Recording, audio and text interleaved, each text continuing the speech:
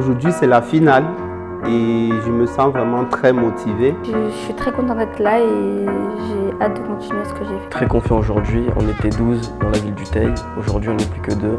Anxieuse, mais c'est un bon stress. Ça fait depuis un moment qu'on travaille sur ça. Je me sens pas trop stressée, ça va. Je suis assez confiant parce que je me suis bien entraînée. J'ai bien travaillé avec Eddie et grâce à mes deux accompagnateurs, j'ai réussi à avoir confiance en moi et je sais que ça va le faire ce soir. Je suis un peu stressée avec la pression de la finale, mais je me sens bien.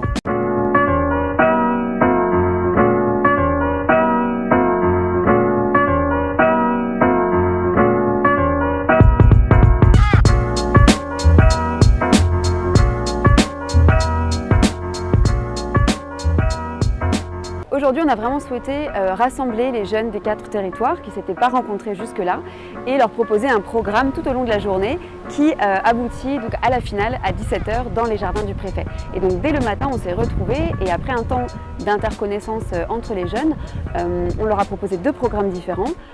Aux finalistes, avec les finalistes, on a imaginé un atelier radio avec RCF et en même temps, ça leur a permis d'enregistrer leurs textes, de se réécouter et de garder une trace audio de qualité des textes des finalistes. Pendant ce temps-là, on a proposé aussi un programme de qualité aux autres participants puisqu'on s'est rendu au théâtre de Privas qui vient tout juste d'être rénové. On a été reçus par l'équipe technique qui nous a fait faire une visite, une visite du théâtre, des coulisses.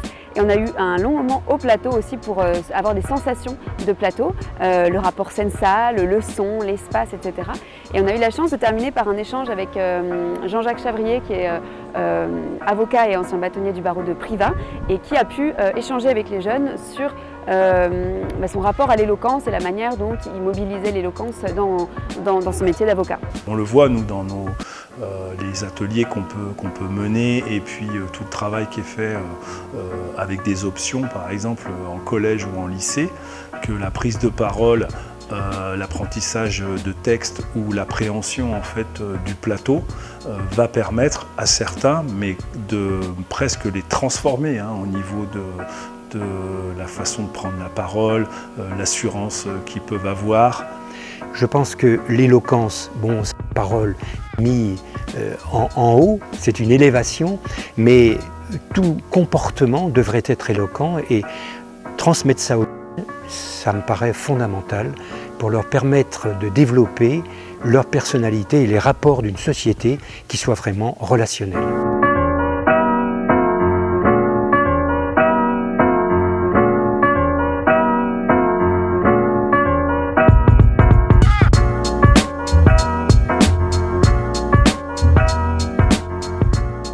Alors les MJC, ils m'ont beaucoup aidé à écrire le texte et Manu, elle m'a aidé à m'exprimer, à parler fort, à pas avoir peur, à avoir confiance en moi.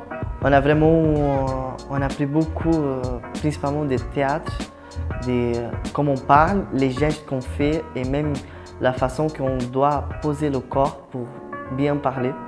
Donc cette expérience, elle a été bénéfique pour moi dans le sens où les exercices qu'on a fait en groupe, ça m'a apporté beaucoup de points positifs parce que j'ai passé mon oral du baccalauréat. Donc avec les consignes des intervenants, j'ai pu bien m'exprimer, bien parler, bien me comporter, me tenir surtout. Aujourd'hui, j'ai vraiment beaucoup confiance en moi et je me donne vraiment à fond parce que avec l'assistance de plusieurs et des éducateurs et autres, ça m'a donné beaucoup de motivation à travailler et je me sens vraiment très confiant.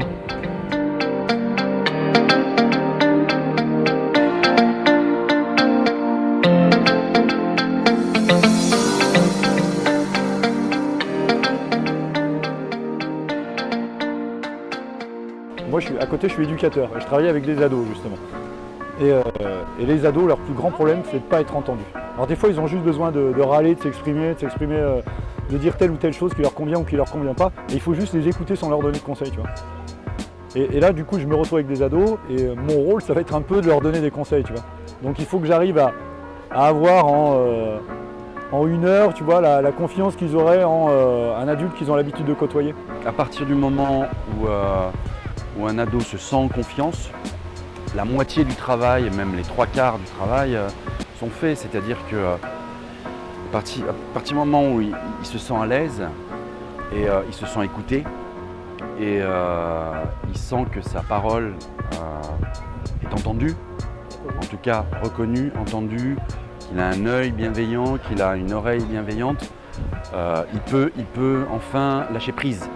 Et l'éloquence, c'est aussi un lâcher prise, c'est-à-dire c'est aussi une manière de s'abandonner au plaisir de parler.